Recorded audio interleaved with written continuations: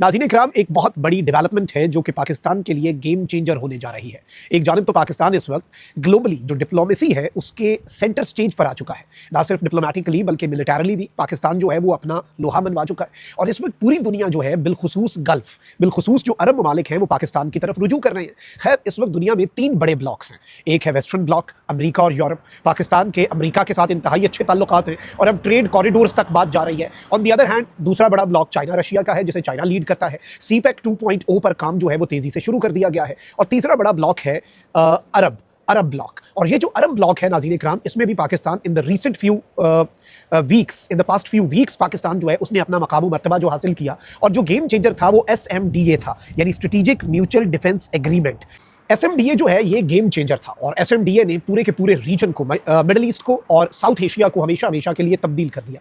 लेकिन अब पाकिस्तान और सऊदीया के दरमियान होने वाले तारीखी दिफाई मुआहिदे से भी बड़े मुआहिदे की जो खुशखबरी है वो पाकिस्तानी कौम के लिए हाजिर है। और इसकी कुछ एक्सक्लूसिव डिटेल्स हैं, इसका असर क्या होगा पाकिस्तान की मईशत पर। और ये जो FTA होने जा रहा है, जैसे SMDA था स्ट्रेटेजिक म्यूचुअल डिफेंस एग्रीमेंट, उसी तरीके से पाकिस्तान FTA साइन करने जा रहा है। और ये किसी एक मुल्क के साथ नहीं बल्कि ये तमाम तर खलीजी ममालिक जो गल्फ कंट्रीज हैं, जो GCC है, गल्फ कॉपरेशन काउंसिल, उसमें शामिल तमाम तर मुल्कों के साथ पाकिस्तान एक इस तर्ज का एग्रीमेंट करने जा रहा है जो कि पाकिस्तान के लिए इंशाल्लाह गेम चेंजर होगा। मैं इसकी डिटेल्स आपके सामने रखता हूं, लेकिन अगर अभी तक आपने इस वीडियो को लाइक नहीं किया तो लाइक जरूर कर दें। कमेंट सेक्शन में पाकिस्तान जिंदाबाद का नारा आपने जरूर लिखना है। और जिन लोगों ने चैनल को सब्सक्राइब नहीं किया उनसे मेरी ये दरखास्त है कि चैनल को भी लाजमी सब्सक्राइब कर लें।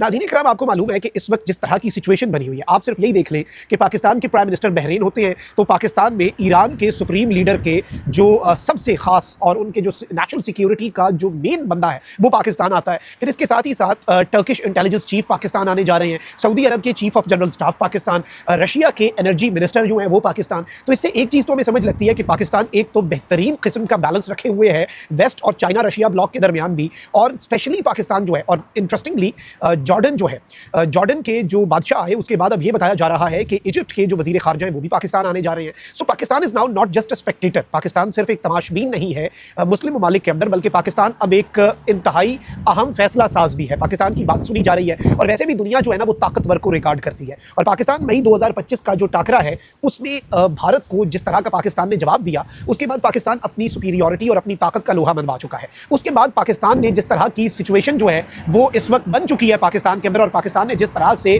ग्लोबली इंडिया की जो एक छोड़ी हुई पोजीशन थी और इंडिया को जो आइसोलेट किया गया है और इंडिया बिल्कुल खुदे लाइन लगा है, तो पाकिस्तान ने बहुत जल्द वो स्पेस जो है वो भी फिल कर ली है।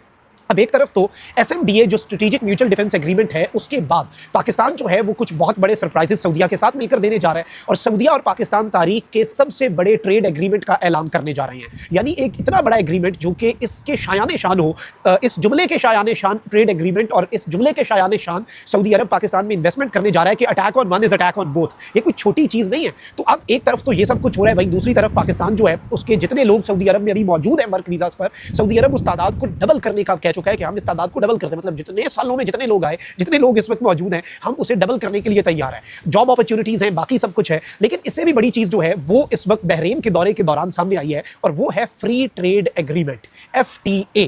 ये फ्री ट्रेड का जो एग्रीमेंट है ये पाकिस्तान किसी एक अरब मुल्क के साथ साइन नहीं करने जा रहा। जैसे यूरोप के अंदर यूरोपियन यूनियन है जो कि सारे यूरोप के ममालिक जो हैं उनका पूरे का पूरा जो एक इकोनॉमिक सिस्टम है उसे वो चलाती है, उसे वो देखती है, वो एक जॉइंट अलायंस है।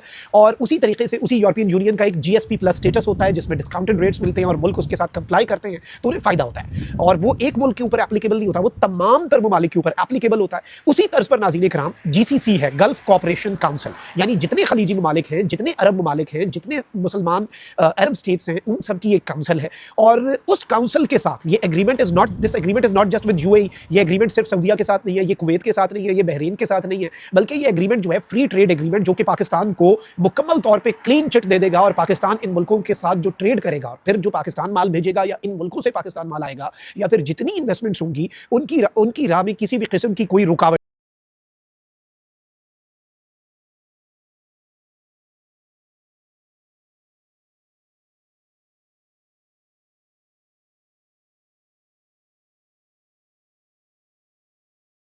नहीं होगी।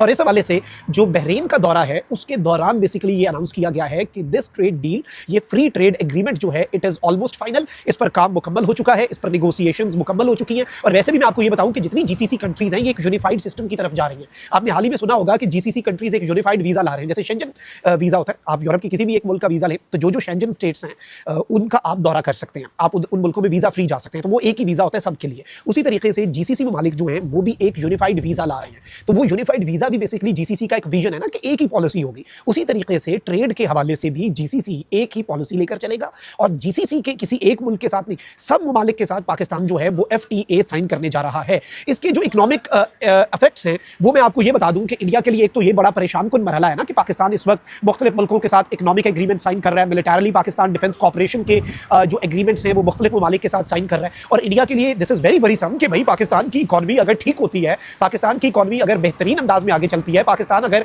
इकोनॉमिकली राइज करता है, पाकिस्तान अगर इकोनॉमिकली ठीक जाता है, तो ये भारत के लिए परेशान कुन है क्योंकि पाकिस्तान मजबूत से मजबूत तर होगा। हमने तो भैया आपको दिखा दिया पिछले 3-4 साल से इतनी पाकिस्तान में स्टेबिलिटी का फुकदान था ना, पाकिस्तान में चीज़ें जो हैं वो स्टेबल नहीं थी, उसके बावजूद हमारी मिलिट्री की तैयारी ऐसी थी कि हमने राफेल गिरा दिए, उसके बावजूद हमारी मिलिट्री की तैयारी ऐसी थी कि हमने तुल के रख दिया। अब अगर आप ये सोचें कि अगर पाकिस्तान मुआशी तौर पर आसूदा हाल हो जाए,